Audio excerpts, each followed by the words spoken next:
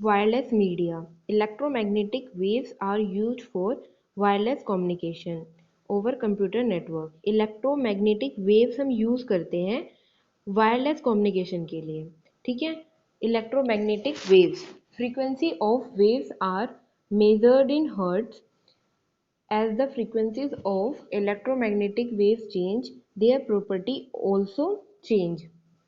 देखो, फ्रीक्वेंसी की जो एसआई यूनिट होती है वो हर्ट्स होती है, हर्ट्स में वो हम उसे मेज़र कर सकते हैं। और जो वायरलेस कम्युनिकेशन है जो हम नेटवर्क पे यूज़ करते हैं उसमें हम इलेक्ट्रोमैग्नेटिक वेव्स यूज़ करते हैं। जैसे जैसे फ्रीक्वेंसी चेंज होती है तो उसकी प्रॉपर्टीज भी चेंज होती हैं। Based on their frequencies, electromagnetic waves are characterized into various categories. उनकी फ्रीक्वेंसी के बेस पे ही हम इलेक्ट्रोमैग्नेटिक वेव्स को डिफरेंट कैटेगरीज में डिवाइड करते हैं, ठीक है। These categories are in increasing order of frequency. Increasing order में होती है, जिसकी सबसे ज़्यादा फ्रीक्वेंसी होगी वो सबसे लास्ट में आएगा, जिसकी सबसे कम फ्रीक्वेंसी होगी वो स्टार्टिंग में आएगा, ठीक है। अब ये देखो, यहाँ पे इलेक्ट्रोमैग्नेटिक स्पेक्ट्रम भी दे रखा है।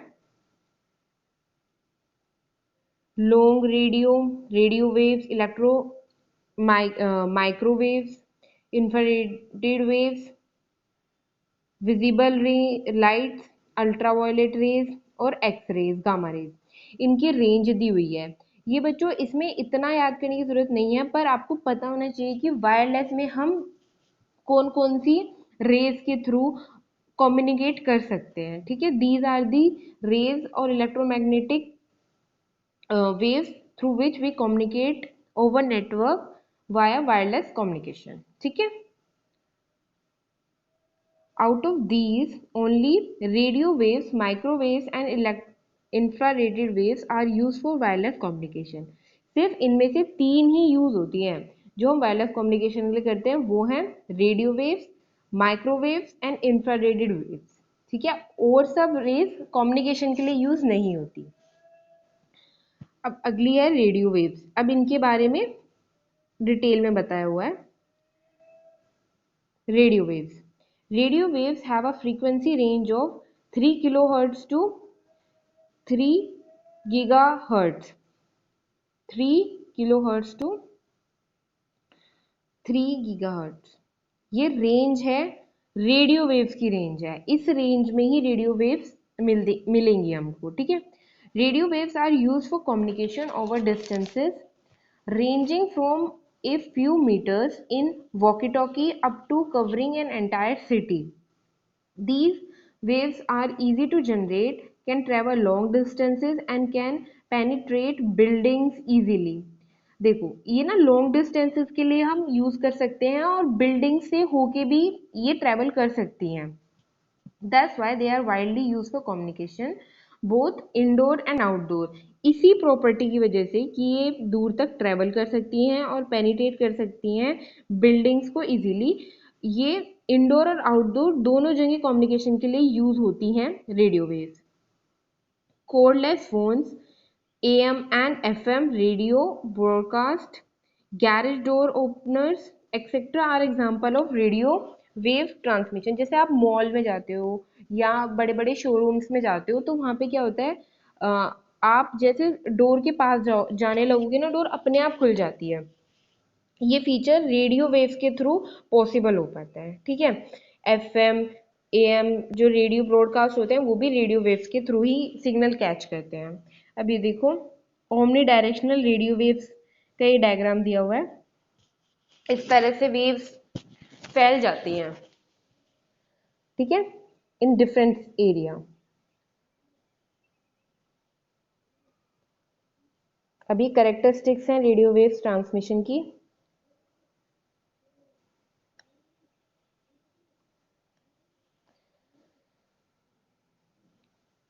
These waves are omnidirectional, so the transmitting and receiving antennas need not to be aligned.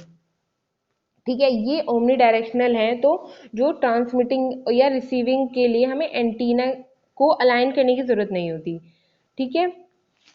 इसमें देखो कैसे करके समझाया हुआ है। When you throw a stone in a pond, circular waves are generated and spread outward. Similarly, radio waves are generated by the transmitter and spread in all direction. देखो जैसे कि एक नदी में या पौंड में आपने एक पत्थर को फेंका तो उसके चारों तरफ वाइब्रेशंस होती हैं, है ना। इसी तरीके से रेडियो वेव जनरेट होती हैं ट्रांसमीटर के थ्रू और हर डायरेक्शन में फैल जाती हैं, ठीक है। अब है relatively inexpensive than wired media. Wired media inexpensive है वायर्ड मीडिया की तुलना में। It offers ease of communication over difficult terrain. Difficult जहाँ पे डिफिकल्ट होते हैं सिग्नल पहुंचाना या सिग्नल नहीं आ पाते वहाँ पे भी आराम से कम्युनिकेशन हो सकता है रेडियो वेव की थ्रू। जैसे बेस वगैरह होते हैं वहाँ पर भी। The transmission can be interfered by motors और other electrical equipments. Transmission interfere हो सकते हैं मोटर्स और इलेक्ट्रिकल इक्विपमेंट के through. Permission from concern authorities is required for use of radio wave transmission. जैसे कि आपको रेडियो वेव ट्रांसमिट करनी है अपने किसी यूज़ के लिए तो आपको परमिशन की ज़रूरत होगी कंसर्न अथॉरिटी से। उसी की कंसर्न अथॉरिटी से आपको परमिशन लेनी पड़ेगी कि आप रेडियो वेव ट्रांसमिट करना चाहते हो, किस चीज़ के लिए करना चाहते हो, जो भी है। देखो बच्चों वेव्स का यूज़ अपना है और इसके ना थोड़े डिसएडवांटेज भी हैं। जैसे एनवायरनमेंट की तरफ डिस्टरबेंस भी होती है, जैसे कि बर्ड्स वगैरह हैं इनको थोड़ी दिक्कत होती है उन वाइब्रेशन से। इस वजह से ना कंसर्न अथॉरिटी आपको परमिशन देती है और रेंज भी देती है कि इस रेंज से इस रेंज तक ही आप कर सकते हो use. Less secure mode of transmission, ये इतना सिक्योर ट्रांसमिशन मोड नहीं होता, ठीक है। Microwave microwaves microwaves have frequency range of 300 megahertz to 300 gigahertz, ये इसकी रेंज है। This range has some overlapping portion with radio waves as there is no clear cut demarcation between radio waves and microwaves। थोड़ी सी overlapping है इन दोनों की range में, micro में और रेडियो में, ठीक है। Microwaves travel in straight lines and cannot penetrate any solid object. Therefore, for long distances, microwave communication high towers are built and microwave antennas are put on their tops। देखो ये ना straight जाती हैं, straight line में travel करती हैं और penetrate भी नहीं करती, मतलब किसी ऑब्जेक्ट को किसी ऑब्जेक्ट से पेनिट्रेट करके भी नहीं निकल पाती। जैसे कोई बिल्डिंग है या कुछ भी है तो इसके लिए क्या है हाई टावर्स बनाए जाते हैं, माइक्रोवेव एंटीना उनके ऊपर पुट किए जाते हैं। Distance between two microwave towers depending on many factor including frequency of the waves being used and Heights of the tower. Distance जो होता है दो माइक्रोवेव टावर में वो डिपेंड करता है फैक्टर्स पे कि फ्रीक्वेंसी कितनी है या हाइट ऑफ टावर कितनी है, ठीक है। These waves travel in straight lines and therefore the sending and receiving antennas have to be aligned with each other. Straight line में ट्रेवल करती हैं तो जो सेंडिंग एंटीना होगा और रिसीविंग एंटीना होगा वो एक दूसरे की तरफ अलाइंड होने चाहिए, okay. An example of uses of microwave for communication is as follows. In the big cities where land is very costly and lot of formalities have to be completed to get permission to dig land for cabling, microwave antennas can be put on top of high rise buildings and communication can be started in short time। देखो इसमें क्या है कि कोई village है वहाँ पे ना इतने साधन नहीं है या फिर कोई छोटी जगह है रूरल एरियाज में, ठीक है।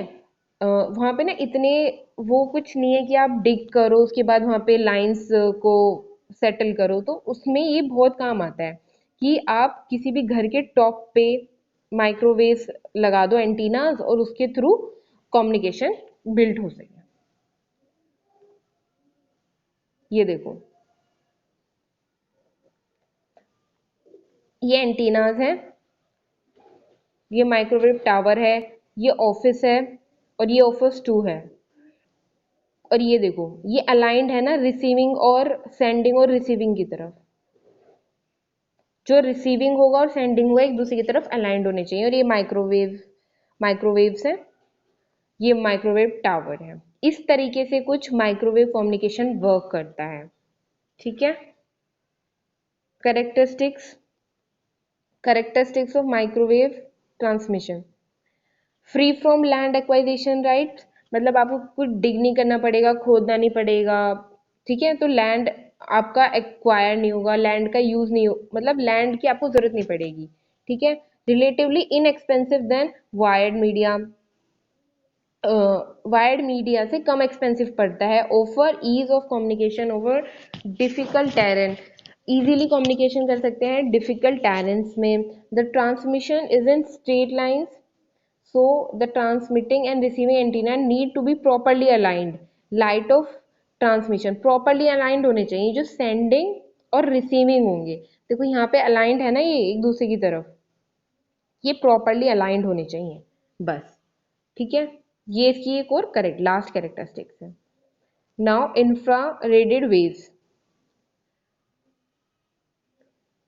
Infrared waves have frequency range 300 GHz to 400 THz. ये इसकी रेंज है।